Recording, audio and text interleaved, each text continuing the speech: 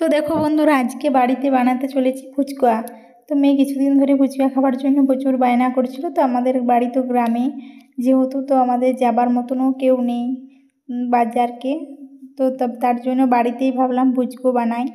তার জন্য এই দেখো আজকে ফুচকো বানাচ্ছি। মেয়ে কিছুদিন ধরে খুব বায়না করছিল ফুচকা খাবো ফুচকা খাবো, তার জন্যই বানানো বিশেষ করে। তো এই যে মা ফুচকাগুলো ভেজেছিল, আলু প্রেসার কুকারে সিদ্ধ করেছিলাম। তারপরে এই যে এখানে মাখা হয়েছে এই ফুচকা। তেঁতুল জল করেছিলাম, এটা জলজিরা দিয়ে। তেঁতুল জল ছাড়া খুব একটা খেতে ভালো। দেখো মেয়ে এখন নিজেই আঁকে, ওকে খেতে দিয়েছি। ওর জন্য লঙ্কা ছাড়া রেখেছি আলু। তোমরা কে কে বাড়িতে ফুচকো বানিয়ে খাও? আমি খুব বেশি বাড়িতে বানিয়েই খাই।